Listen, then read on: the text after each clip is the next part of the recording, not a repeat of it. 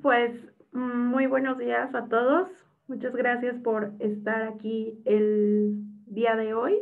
Esta plática es sobre el derecho digital y da inicio a una semana dedicada a temas digitales y temas pues muy relacionados con el derecho, enfocados a pues este ambiente digital que hoy es más vigente que nunca. Eh, para, para empezar, me gustaría hacer como algunas distinciones entre lo que es el derecho digital, cibernético e informático, porque pues muchas veces creemos o podemos llegar a confundir estos términos o creer que son una misma rama o que se dedican o se especializan en analizar los mismos elementos. Sin embargo, no es así. Son tres ramas y tres ámbitos completamente diferentes. En primer lugar, está el derecho informático, pero para entender qué es el derecho informático, antes hay que conceptualizar lo que es la informática. Y pues la informática es el conjunto de conocimientos técnicos que se ocupan del tratamiento automático de la información, pero el tratamiento de la información a través de computadoras o medios electrónicos. Entonces, pues el derecho informático son las normas que regulan los efectos de la relación justamente entre el derecho, nuestras leyes y la informática, es decir, ese tratamiento de información a través de medios electrónicos y sus implicaciones legales. Se le considera una rama del derecho especializada en el tema de, pues, tanto del manejo de la información como sus aplicaciones y las implicaciones legales de la misma. Eh,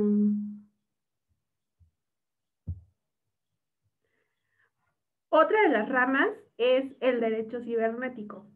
Eh, ¿A qué se especializa o en qué se especializa el derecho cibernético? Eh, Son específicamente normas encaminadas a regular al comportamiento del ser humano eh, en relación a las máquinas integradas por circuitos. Eh, Esto implica también el cómo los seres humanos influimos o de cierta manera somos responsables de que ciertos actos sean realizados por estas máquinas.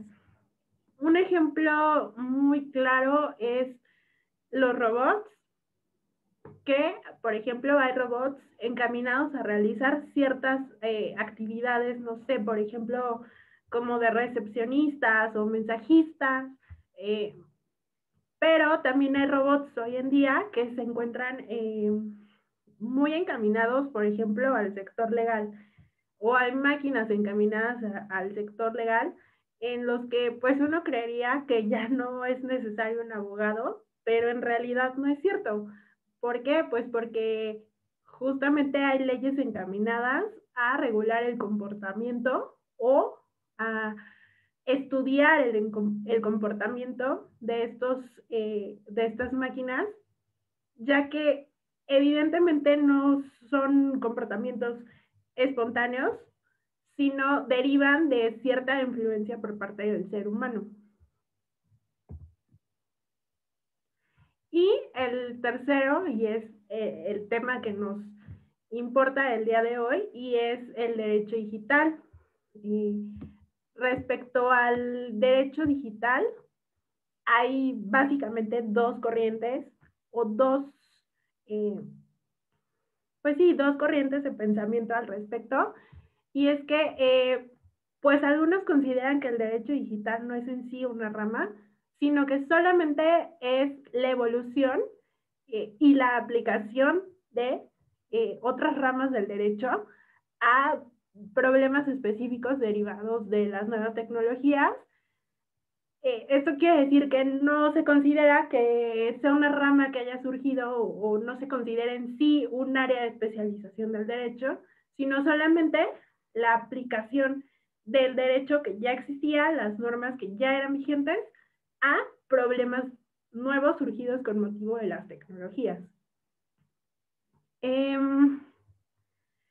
Otros consideran que sí es en sí una rama de derecho, el derecho digital, y que es una rama que en realidad trata de dar la solución a problemas nuevos y son soluciones pues que otras ramas del derecho ni siquiera han conceptualizado o no han ni siquiera eh, vislumbrado que existen, porque evidentemente son pues conflictos que van surgiendo con motivo de la evolución de la tecnología y del ambiente digital, que pues evidentemente evoluciona mucho, mucho más rápido que el derecho, que tiene que pasar por todo un proceso. Y por ejemplo, nuestro sistema jurídico mexicano, pues es más de reacción que de prevención, ¿no? Siempre nuestras leyes reaccionan a situaciones que ya existen, más allá de preverlas.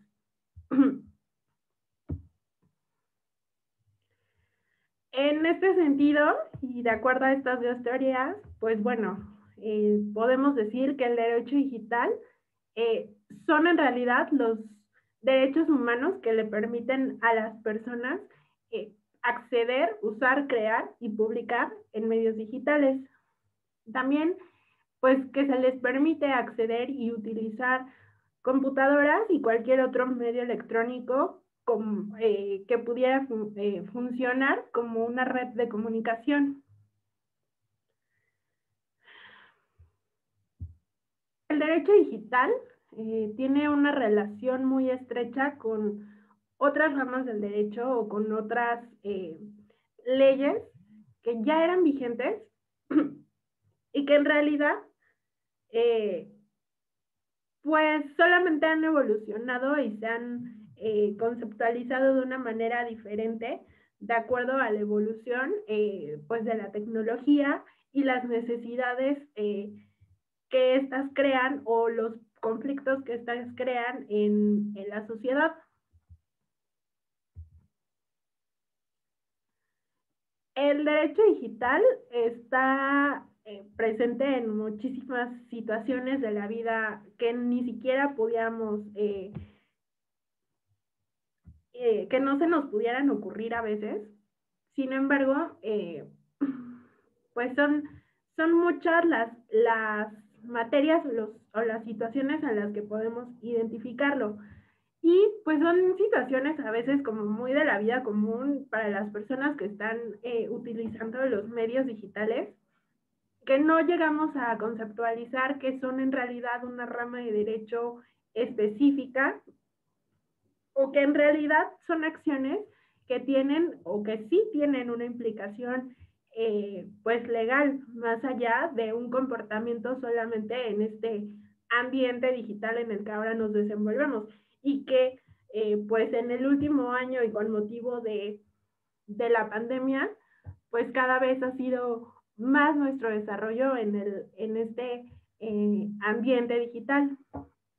Algunos ejemplos pues son simplemente de propiedad intelectual, derechos de autor, o sea, el contenido que compartimos muchas veces no es de nosotros, no, las imágenes, compartir marcas o cosas, no sé, obras literarias. Para nosotros es muy fácil compartir estas cosas a través de nuestras redes, del correo, y a veces no conceptualizamos que pues hay propiedad respecto a a esta información. También incluso los dominios o el DNS, algo que ha surgido muchísimo a través del ambiente digital, pues son las startups, que son un mundo completamente aparte respecto a lo que son y el cómo se crean. Entonces, una startup, pues es principalmente derecho digital relacionado con derecho financiero, fiscal, muchísimas cosas.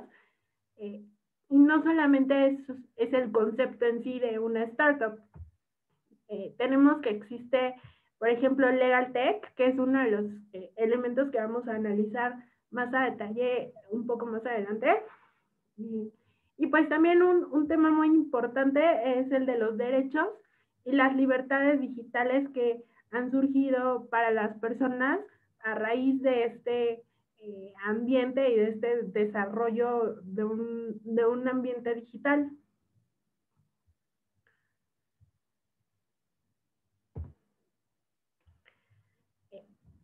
Con motivo de esto, pues surge la necesidad de establecer cuáles son realmente los derechos digitales o los derechos que han surgido a través de la evolución y nuestro desarrollo en este ambiente digital. Son derechos digitales, sí, que a final de cuentas algunos son pues simplemente el desarrollo de o la ampliación del concepto de derechos que ya existían. Algunos sí son pues términos que han surgido o que surgen con motivo de este ambiente digital. A final de cuentas, esta cuarta generación de derechos humanos pues ya contempla los derechos de la información y entre ellos pues se encuentra el derecho digital. Entonces, al estar contemplados como derechos humanos, pues ya no son solamente conceptos, sino ya podemos encontrarlos protegidos por nuestras leyes. Y recordemos que por lo menos nuestra constitución política en México da la protección más amplia a los derechos humanos.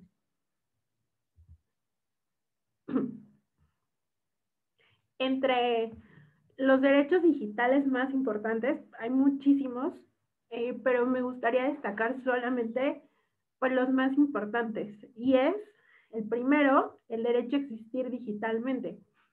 Este realmente es el derecho humano a estar presente en la web y en el ambiente digital cuando lo decidamos. Hay que entender que a veces nuestra decisión de estar presente en la web o de estar presente en el ambiente digital puede también llevar consigo ciertas obligaciones. Por ejemplo, también ha surgido la existencia en el ambiente digital como una obligación que deriva de situaciones pues reales o del mundo que podemos entender como real, ¿no? En un mundo que cada vez está más enfocado al ambiente digital, ya no es solamente un derecho, algo que nosotros queremos hacer, el estar en el medio digital, sino que todo ha evolucionado y todo se ha movido tanto a este ambiente digital que a veces ya no es solamente un deseo participar en cierto medio digital, sino es una obligación o se vuelve forzoso porque ya no hay manera de hacerlo o de hacer ciertas cosas de una manera que no sea a través de este ambiente digital. Entonces, pues el derecho a existir sí es un derecho, sí es algo que nosotros podemos elegir, el existir digitalmente o no, pero también hay que entender que el ritmo y la evolución del ambiente digital nos ha llevado o lleva ya implícito el que también pueda ser considerado pues una obligación.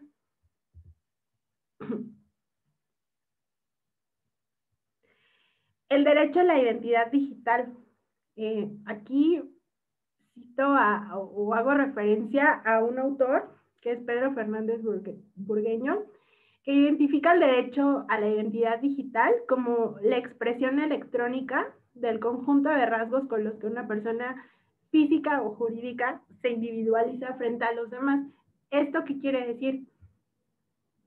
Que así como existen rasgos que individualizan a una persona frente a los demás en un ambiente real, también estos rasgos pueden establecerse en el ambiente digital. Y pues no solamente se limita a las personas en sí como individuos, sino también a las personas jurídicas, ya que también hay ciertos rasgos que identifican a las personas jurídicas y que los hacen individuales frente a los demás. Entonces, estas individualizaciones o estas características eh, se llevan al ambiente digital para establecer que cada quien debe tener una identidad que nos haga individuales y nos distinga frente a los demás en este ambiente digital.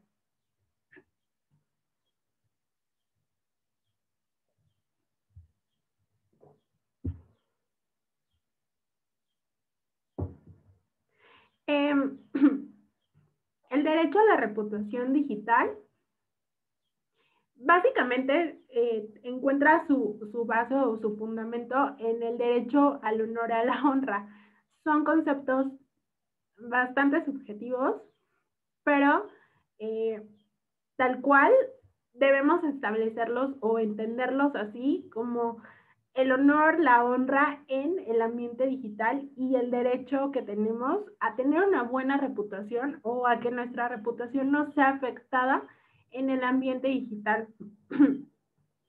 Esto está muy enfocado a, pues básicamente la información que se genera respecto a nosotros en todos los sitios web, en nuestras redes sociales, en el cómo se maneja por parte de otros nuestra información, porque al final de cuentas, una vez que estamos en el ambiente digital, la información que publicamos se vuelve tal cual, como lo dice la palabra pública.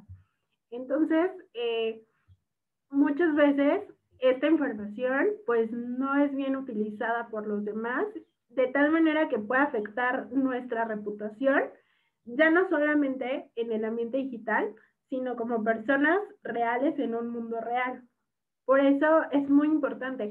¿Cuántas veces no hemos visto que alguien publica algún mal comentario sobre una marca o sobre un servicio, sobre un lugar, y esto se vuelve viral o se vuelve demasiado grande el problema, tanto así que afecta a la compañía, al negocio, a la marca, y lo mismo pasa con nosotros como individuos, ¿no? Entonces, pues todos tenemos derecho a que esa reputación sea protegida.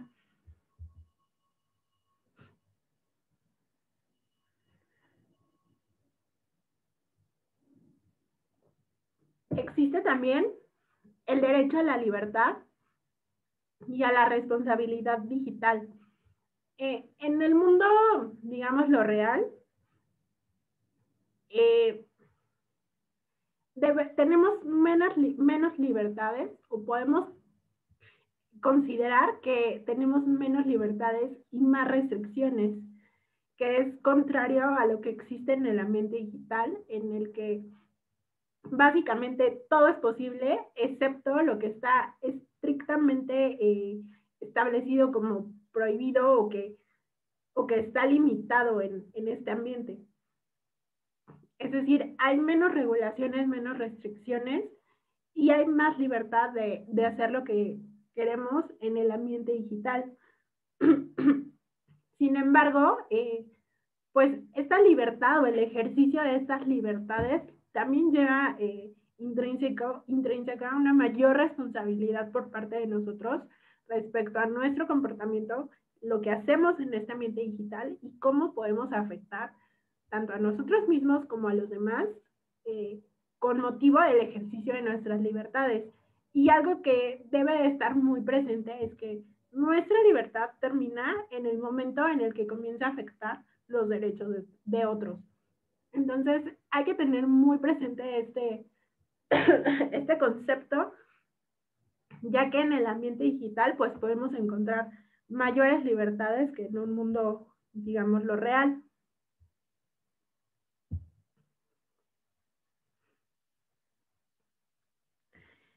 Básicamente, los derechos que hemos analizado son derechos, pues que de cierta manera ya podemos identificar muy bien eh, en ramas o en situaciones de la vida real que no son relacionadas con pues con el derecho digital o con el ambiente digital. Es decir, ya los tenemos plenamente identificados y los conceptualizamos perfectamente bien en nuestra vida diaria y cotidiana. Sin embargo, considero que de los derechos digitales que son un poco más recientes o que podemos tener un poco más de conflicto en identificar o en aterrizar en la vida diaria, es, por ejemplo, el derecho a la privacidad virtual, el derecho al olvido y el derecho al anonimato, ya que sí son muy derivados de nuestro comportamiento digital. ¿Por qué? Porque la privacidad virtual significa que nosotros podemos definir o nosotros podemos establecer los límites de la exposición eh, eh, de nuestra vida o de lo que queremos compartir en, pues en el ambiente digital. Es decir, nosotros decidimos qué tanta información o qué tanto compartimos y nosotros decidimos qué tanto queremos dejar como en nuestra vida privada.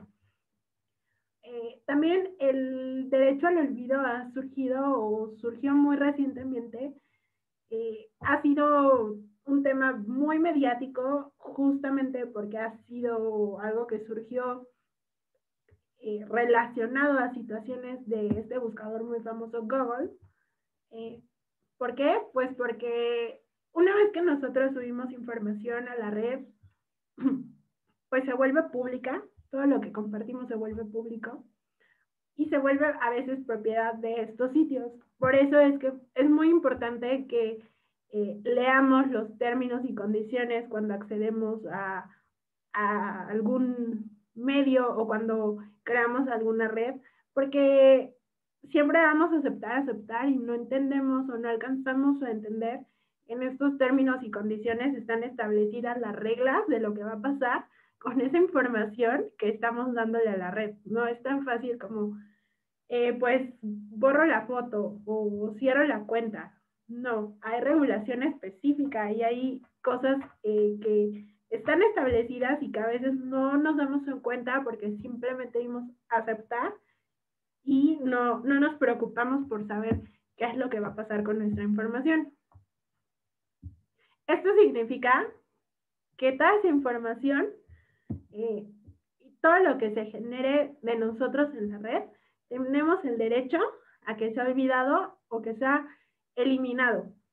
Es decir, podemos solicitar que se elimine nuestra historia, nuestra información de la web y poder borrar, decir, ya no quiero estar presente, eliminen todo. Y tenemos ese derecho a que nuestra información pueda ser eliminada.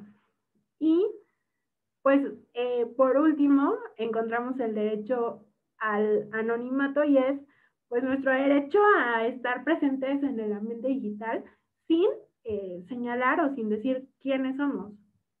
Entonces, tenemos ese derecho de simplemente no compartir pues nuestra identidad, el quiénes somos y que así se mantenga en redes sociales o en el ambiente digital, porque el ambiente digital no solamente es redes sociales, como más fácil lo podemos identificar.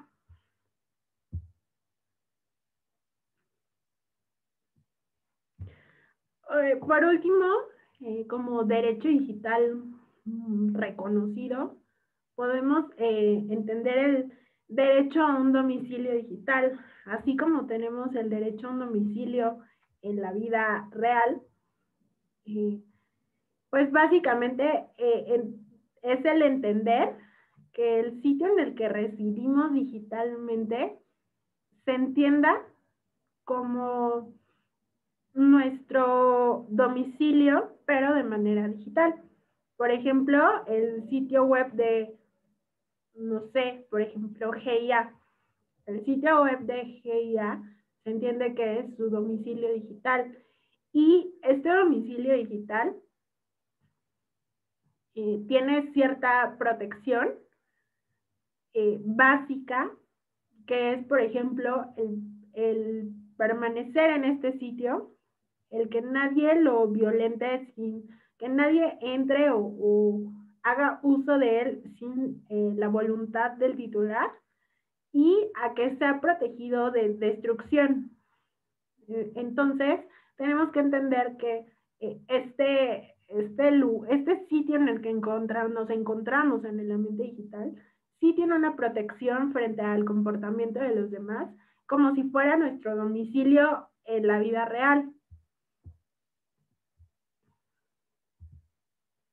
Ahora, como les decía hace un momento, el ambiente digital o esta vida digital muy comúnmente la podemos entender solamente como nuestro desarrollo o nuestro comportamiento a través de las redes sociales, porque es lo más común, ¿no?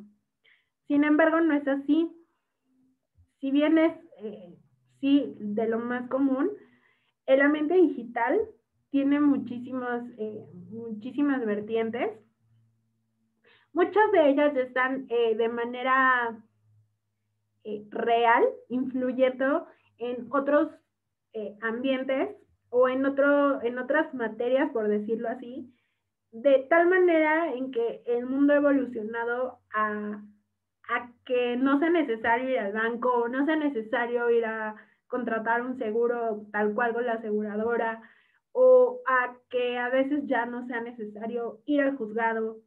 Se ha modificado tanto nuestra vida con la evolución del ambiente digital que han surgido dentro de este ambiente digital muchas ramas que el derecho digital debe de cubrir y debe de entender. ¿Por qué? Porque a final de cuentas todos son comportamientos del ser humano a través de este ambiente digital que pues tienen implicaciones, que son actos que a final de cuentas sí tienen implicaciones en nuestra vida diaria, y por eso el derecho digital con relación o relacionado a todas las otras materias y ramas del derecho, pues debe de estudiar y de analizar de una manera más específica. Las principales, como les decía hace rato, pues existen muchos actos de los que podemos ver al derecho digital, y son situaciones reales muy específicas que pues quiero que analicemos en este momento. Por ejemplo, la diferencia entre Legal Tech y RegTech. El Legal Tech es un modelo de negocio nuevo en el que se ofrecen servicios legales, pero pues a través de estos servicios de tecnologías de la información. Es decir, a través de un ambiente digital se ofrecen servicios digitales básicos, perdón, servicios legales básicos. Por ejemplo, la gestión de algunos procesos o la gestión de algunos trámites legales de manera pues digital.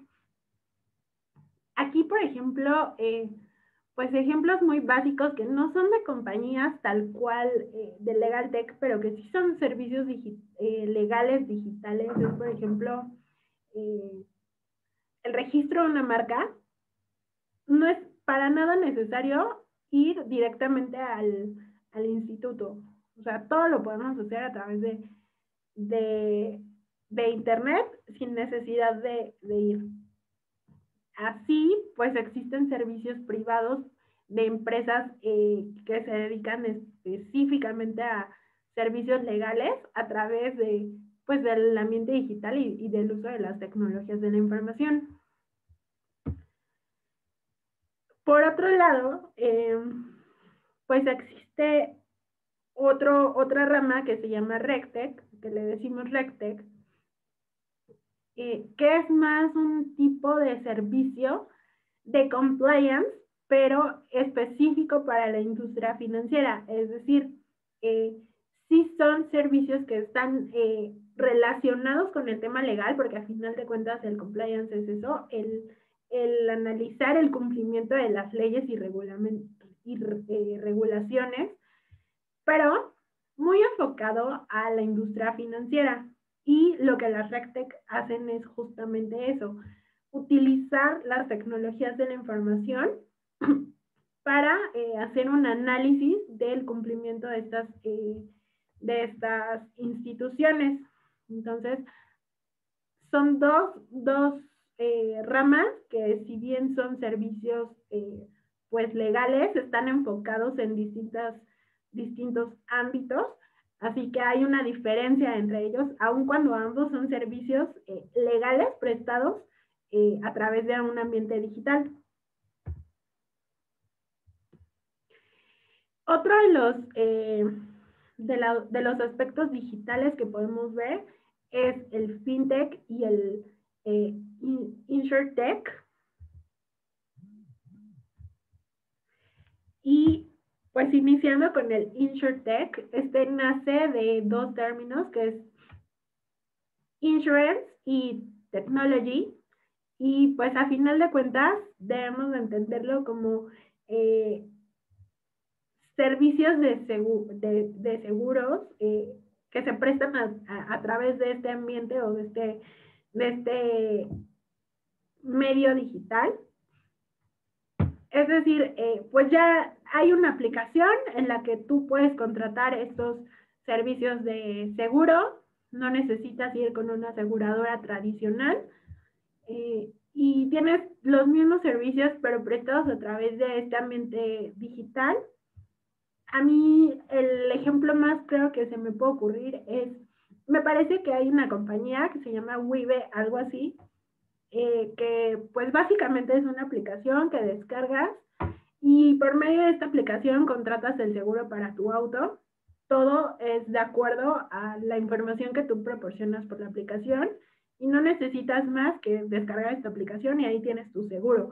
Ahí lo contratas, ahí lo administras y ahí tienes toda la información que necesitas en caso de que sea necesario, pues utilizar este seguro. Y por otro lado tenemos a las fintech. Fintech deriva de las palabras finance y technology y pues básicamente son las empresas que ofrecen servicios financieros, pero utilizando pues estas tecnologías de la información. ¿Cuáles son los servicios que ofrecen estas fintech? Pues son básicamente los mismos servicios financieros que otro tipo de instituciones, porque son pues el pago de remesas, préstamos, finanzas, la gestión de las finanzas empresariales o personales, el crowdfunding, que es un tema que también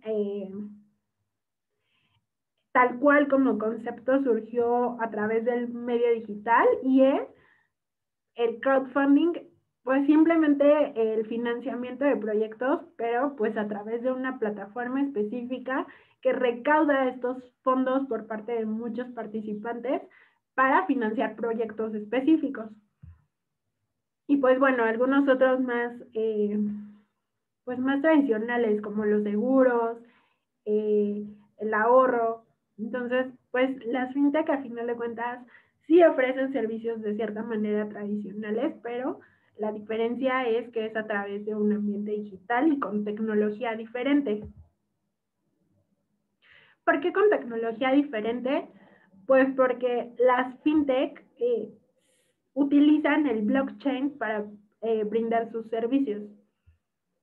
Y pues aquí tenemos un ejemplo de cómo funciona el blockchain en las fintech. Por ejemplo, A quiere enviarle dinero a la persona B.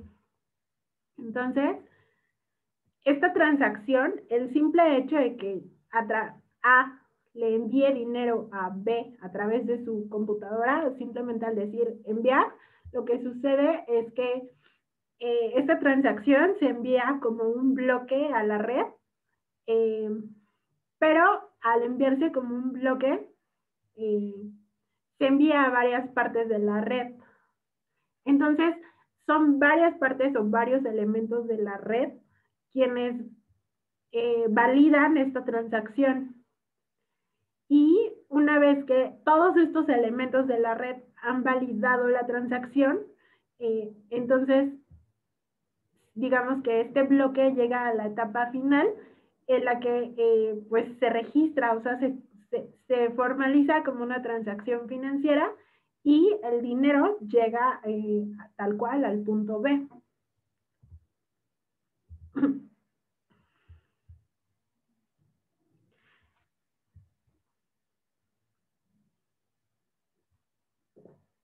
Ahora, como servicios también financieros, debemos ubicar que muy recientemente o en los últimos tiempos ha tenido un auge impresionante el uso de criptomonedas. Hay muchas opiniones al respecto, ya que algunos dicen que lo, lo, lo que debemos de hacer ahora es comenzar a mudarnos o a movernos de este ambiente de criptomonedas. Sin embargo, otros dicen que, pues a final de cuentas, esto solamente es una moda, que en algún momento su auge va a detenerse y por lo tanto, pues el valor de estas monedas solamente depende de su auge o de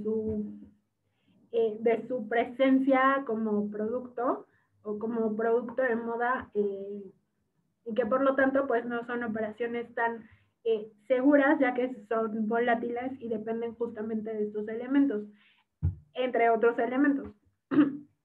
Sin embargo, las criptomonedas también utilizan como sistema de seguridad o como un elemento de seguridad, por decirlo así, el blockchain. ¿Y cómo funciona el blockchain específicamente en las criptomonedas?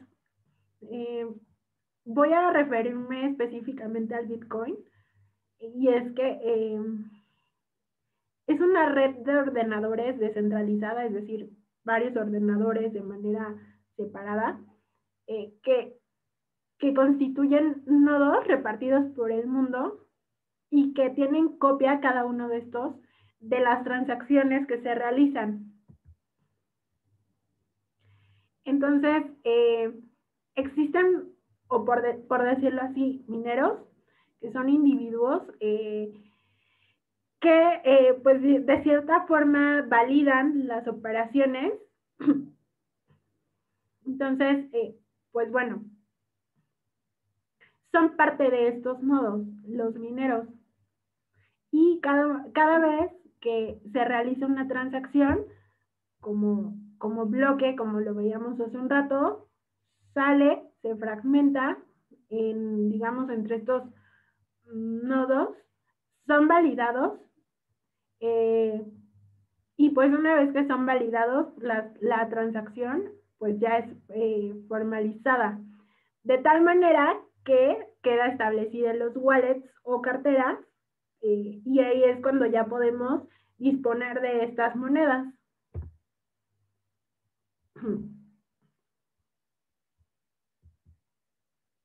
Aquí pues tenemos de nuevo un ejemplo y es María le quiere mandar 2 euros a Juan.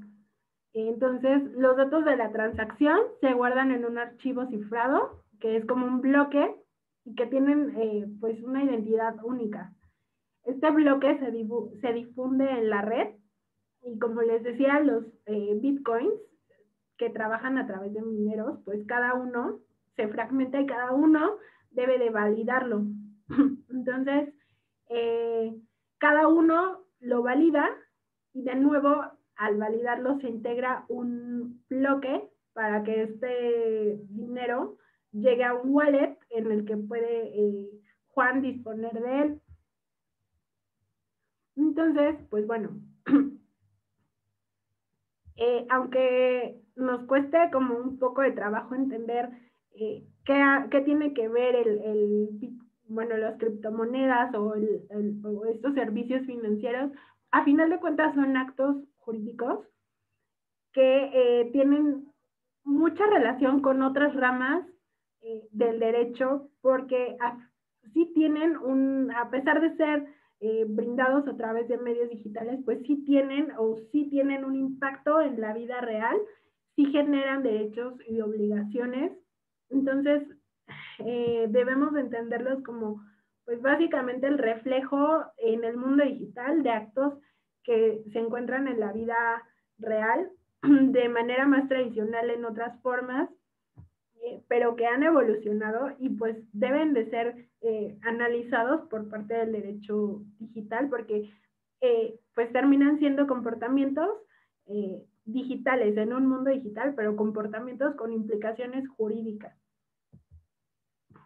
Y el último de estos elementos es el de los contratos inteligentes o los smart contracts. Hablando un poco y retomando un poco el tema, por ejemplo, de el derecho cibernético o, eh, o del derecho informático, pues los servicios legales, más allá del legal tech, han tenido una transformación muy grande porque ya existen robots encaminados a brindar o a tener ciertos actos legales muy avanzados. ¿Por qué? Porque ya hay robots que analizan y emiten sentencias, robots especializados en analizar información de manera eh, o información del ámbito legal, que por ejemplo pudiera ser analizar leyes, contratos. Entonces, esta evolución, muchas veces lo que mucha gente en el ambiente jurídico ha dicho es que pues a final de cuentas los robots o este medio digital va a sustituir a los abogados. Yo personalmente considero que no es posible esto, porque a final de cuentas los abogados eh, somos personas que tenemos pues razonamiento y esos robots no.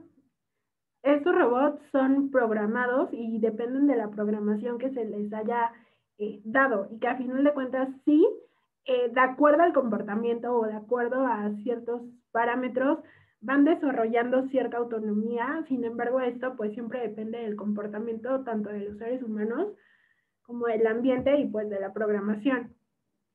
Otra de las cosas es que, pues por ejemplo, los smart contracts, que son muy famosos ahora, es básicamente la automatización de la efectividad de un contrato.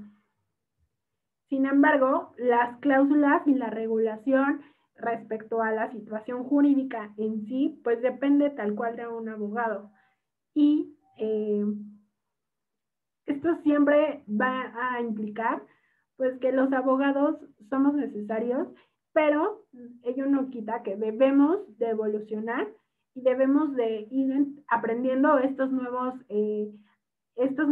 términos, estas nuevas ramas, porque a final de cuentas la vida evoluciona y tenemos que estar preparados para afrontar estas situaciones que cada vez son más derivadas pues, de ambiente digital. Como les decía, recientemente han tomado mucha fuerza estos smart contracts, que son básicamente un software de una programación en el que se automatiza la ejecución de un contrato. Es decir, es la programación de que se lleva a cabo el contenido del contrato sin que intervenga el ser humano. Es decir, el propio software hace que esto suceda.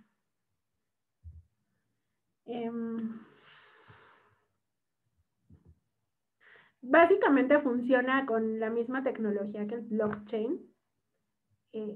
Sin embargo, pues para entender un poco más el cómo es que puede funcionar, creo que lo mejor es un ejemplo. Y por ejemplo, teniendo una situación real, podemos entender el arrendamiento de una casa. a través de un smart contract. ¿Qué sucede? Pues que en el contrato se establece que se le va a arrendar la casa a Héctor.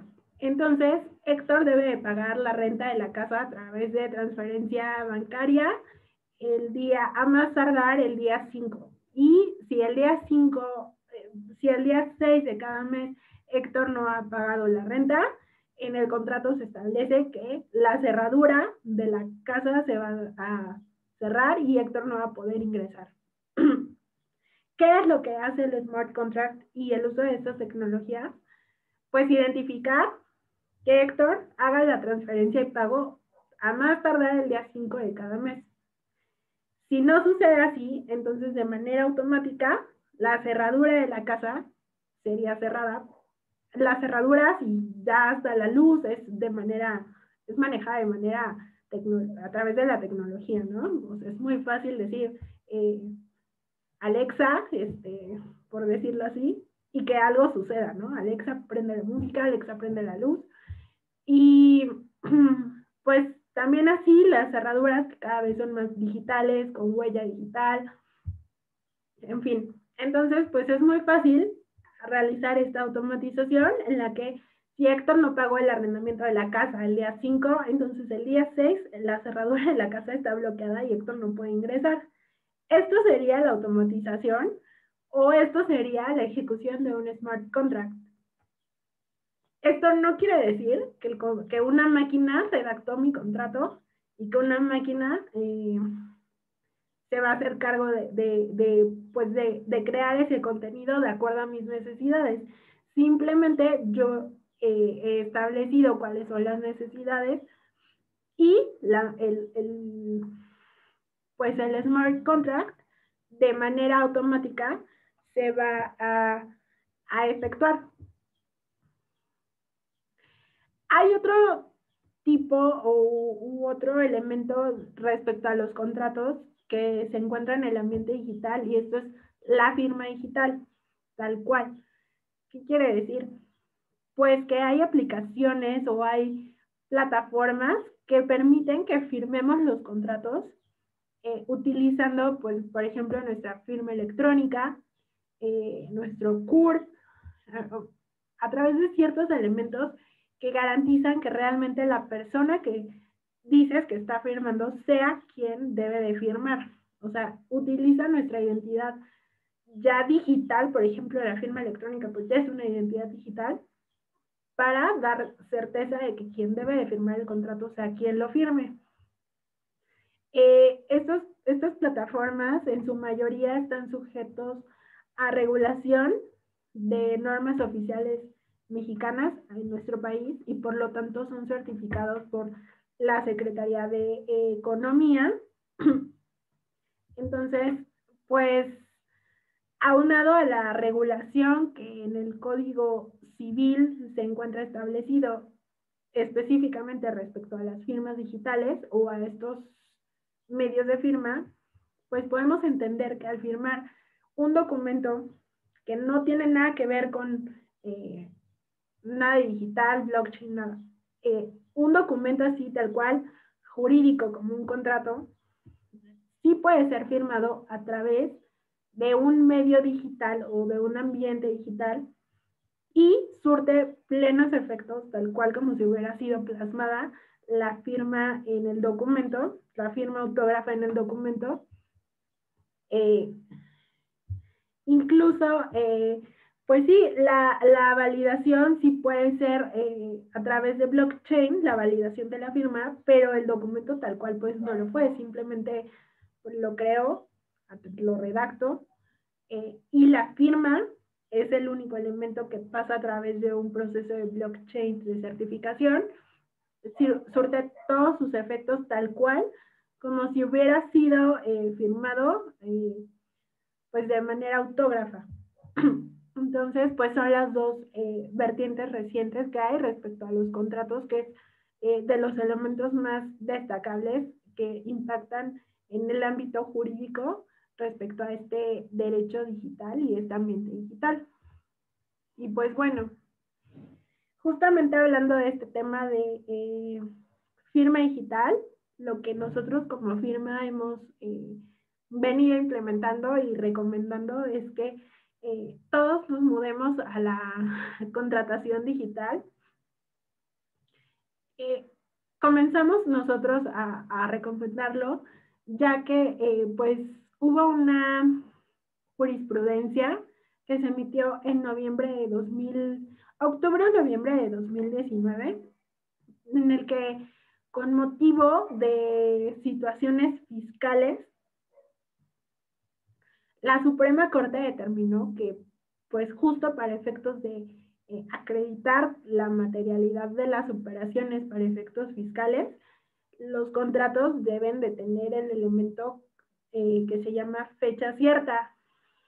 Esto quiere decir que no basta con exhibir un contrato firmado por las partes para que sea valorado como una prueba respecto a la materialidad de las operaciones, sino que además, pues este contrato debe de tener fecha cierta que solamente se da a través de, pues básicamente la muerte de una de las partes o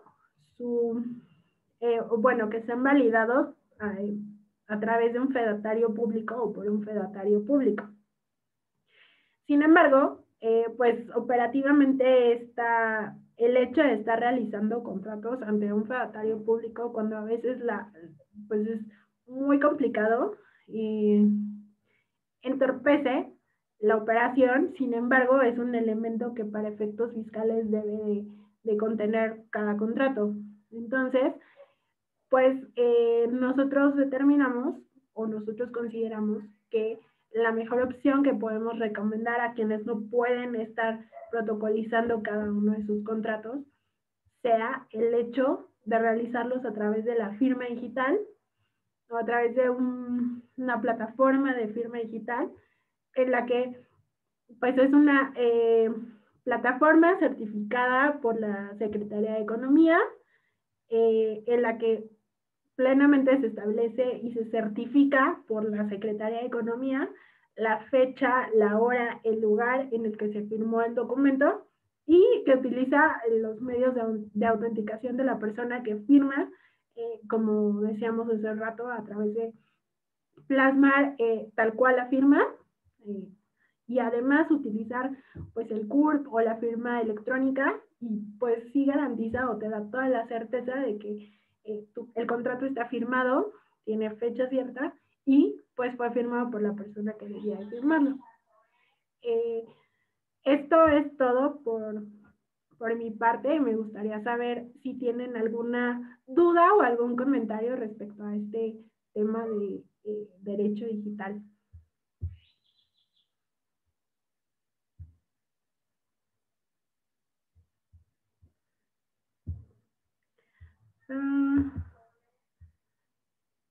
Si quieren poner sus preguntas en el chat, porque vi que levantaron la mano algunas personas, si quieren escribir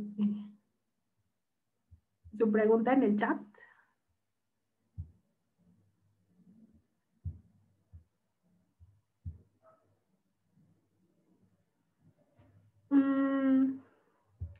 ¿Alguna recomendación de bibliografías?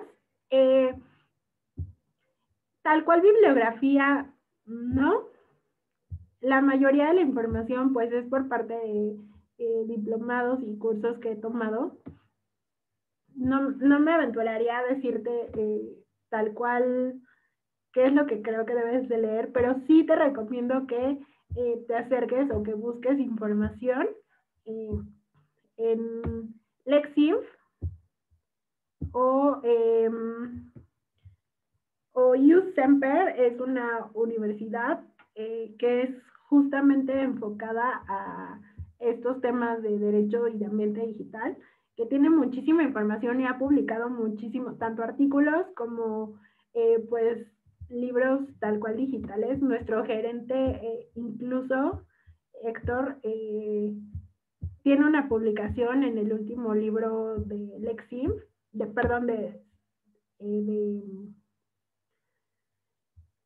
en la última publicación de USemper. Entonces, pues tiene información muy, muy interesante.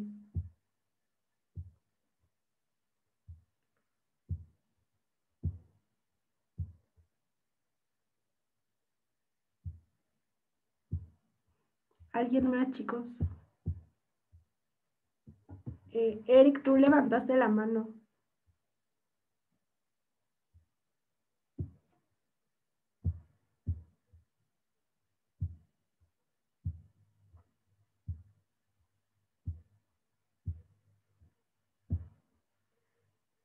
Bueno, pues si ya no hay más,